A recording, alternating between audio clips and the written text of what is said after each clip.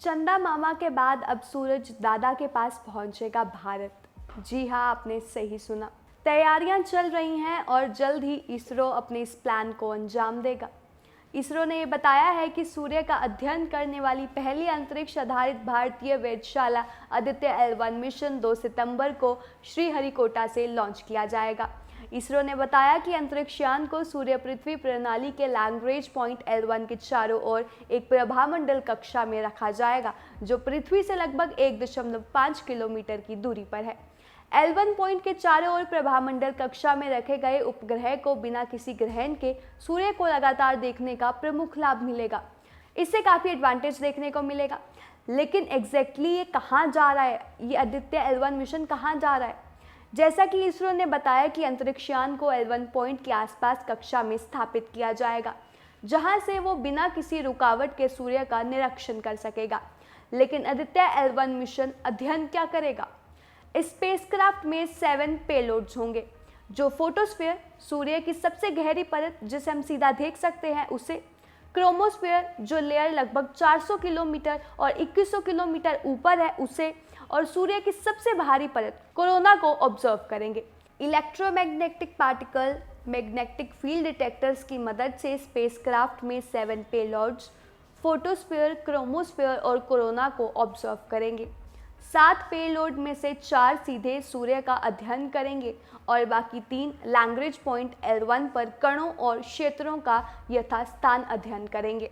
उम्मीद है कि आदित्य L1 के suit coronal heating, coronal mass injection, free flare और फ्लेयर गतिविधियों और इनकी विशेषताओं, अंतरिक्ष मौसम की गतिशीलता, कण और बाकी चीज़ों की जो जानकारी है वो अच्छे से प्रदान करेंगे।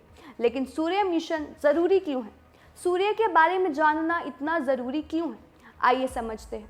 ऐसा कहा जा रहा है कि कई घटनाएं हैं जिनके बारे में लैब में जानकारी जुटाई नहीं जा सकती, जबकि सूर्य इस मामले में प्राकृतिक लैब के तौर पर काम करता है और जानकारी हासिल करने में मदद करता है। पृथ्वी का सबसे नज़दीक तारा भी सूर्य को कहा जाता है। सूर्य पर कई विस्फोटकारी घटनाएं होती हैं और ये बहुत भारी मात्रा में एनर्जी छोड़ता है। अब अगर ऐसी कोई विस्फोटकारी घटना पृथ्वी की दिशा में हुई तो इसका असर पृथ्वी पर काफ़ी देखने को मिल सकता है और इसे लेकर कई अंतरिक्ष यान और संचार व्यवस्थाएं ऐसी गड़बड़ी का शिकार भी हो सकते हैं। ऐसे में पहले ही इसका उपाय ढूंढ लिया जाना बेहद ज़रूरी है। अब समझते हैं L1 की कहानी। किसी ग्रह या ऑर्बिट के आसपास 5 स्थान होते हैं जहां की जो जानकारी है वो जुटानी बहुत ही ज़्यादा ज़रूरी है। इन पॉइंट्स को L पॉइंट्स कहा जाता है। लैग्रेंज पॉइंट्स को L1, L2, L3, L4 और L5 के नाम से जाना जाता है। पृथ्वी से L1 की दूरी 15 लाख किलोमीटर दूर है। ये पृथ्वी सूरज की 151 लाख दूरी का 1% है। अब सवाल ये है कि सूर्य तक की यात्रा कैसे करेगा आदित्य L1?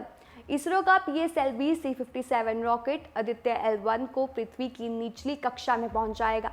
इसके बाद इसे और ओवल आकार में लाया जाएगा और यान को ऑन बोर्ड प्रोपल्शन की मदद से L1 पॉइंट की ओर भेजा जाएगा। इस यात्रा में जब अंतरिक्ष यान पृथ्वी के ग्रेविटेशनल फोर्स के स्फीयर ऑफ इन्फ्लुएंसर या SOI से बाहर हो जाएगा तो क्रूज चरण शुरू हो जाएगा और यान को L1 के पास हेलो ऑर्बिट में भेजा जाएगा। अंतरिक्ष यान को अपनी इस मंजिल तक पहुंचने में 4 महीने का समय लगेगा। तो क्या आप एक्साइटेड हैं इसरो के इस नए सन मिशन से? हमें कमेंट सेक्शन में ज़रूर बताएं।